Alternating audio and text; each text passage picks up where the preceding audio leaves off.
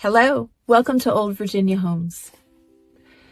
The property we're visiting today has provided shelter, refreshment, and a warm bed to a jumbled who's who of 229 years of American history.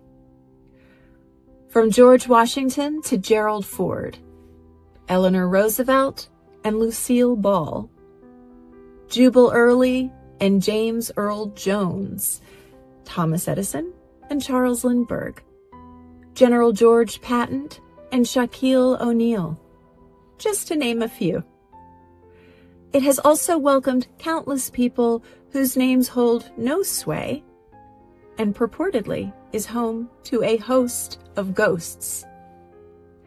Join me as we visit Wayside Inn, an Old Virginia home away from home in Middletown.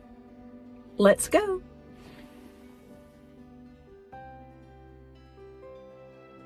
More than 2 centuries ago, weary travelers along the Valley Pike, once part of the Great Wagon Road and today's Route 11, stopped at a lonely roadside inn in the Shenandoah Valley.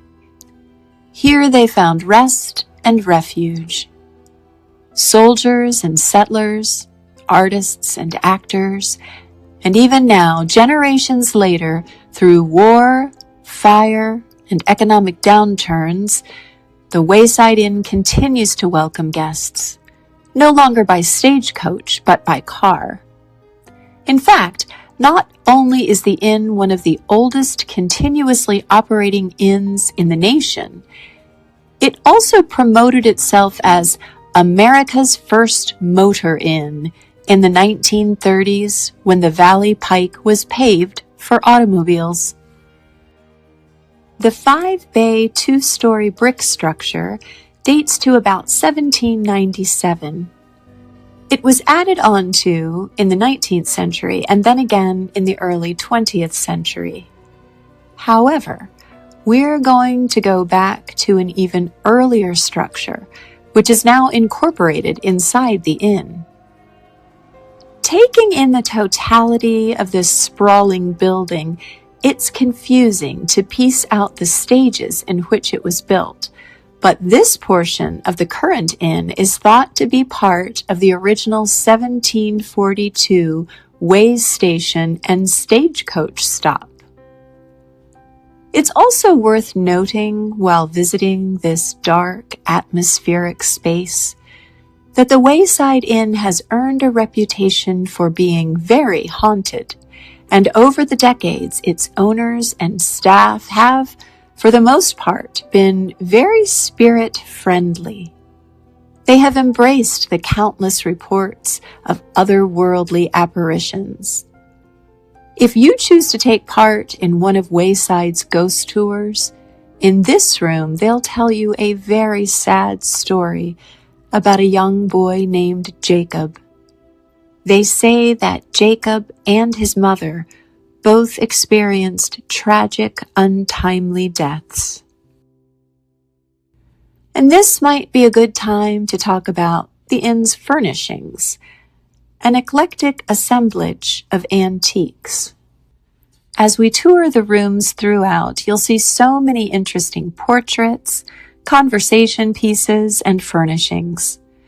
By and large, these were not part of the earliest years of the inn.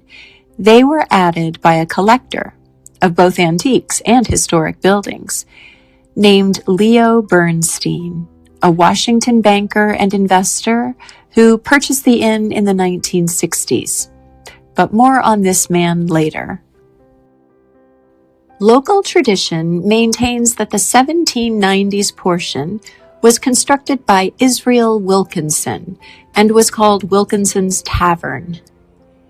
This was a time when the Shenandoah Valley was one of our young nation's great migration routes.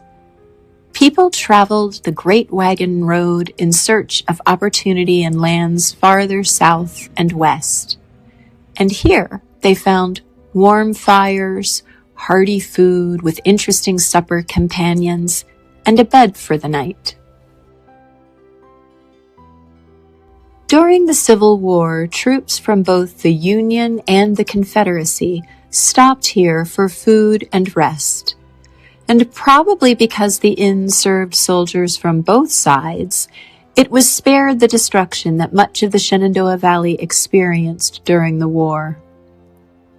Just a few miles away, Major General Thomas J. Stonewall Jackson marched his army through the valley during his famous 1862 campaign.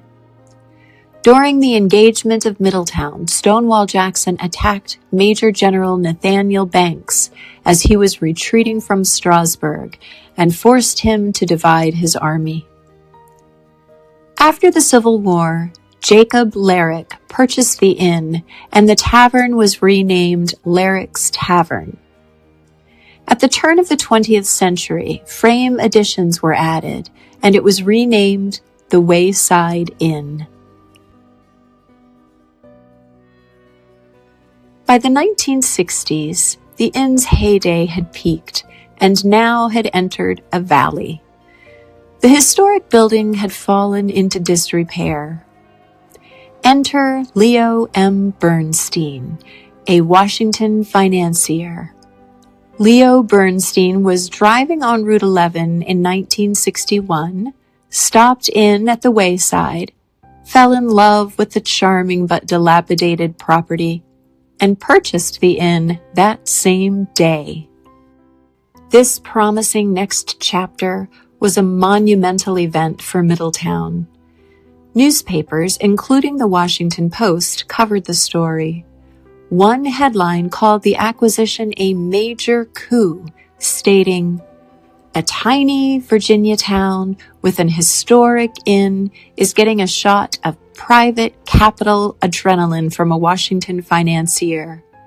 The town is Middletown, population 386, and the doctor is Leo M. Bernstein."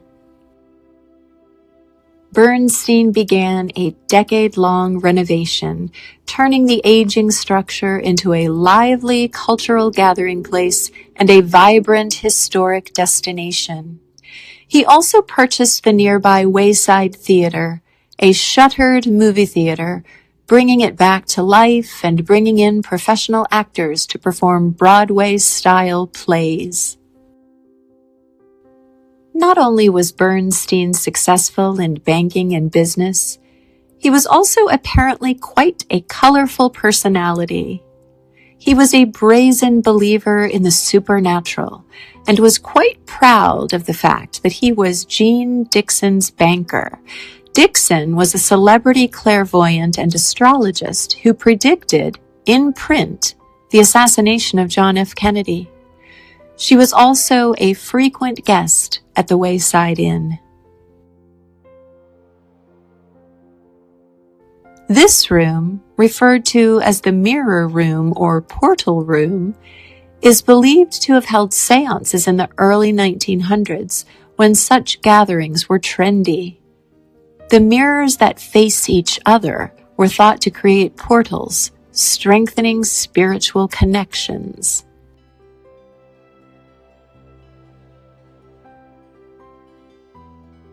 Bernstein, who died in 2008, was referred to as a Jewish Santa, consistently donating to charity.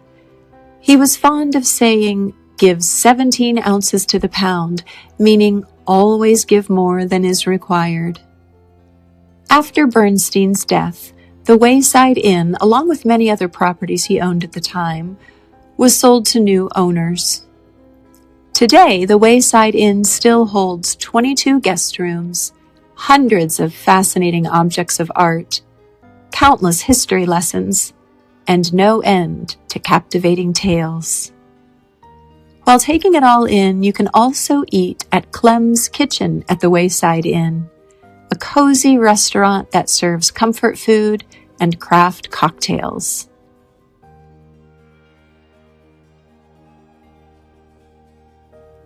Thank you for visiting the historic Wayside Inn with me. An old Virginia home away from home.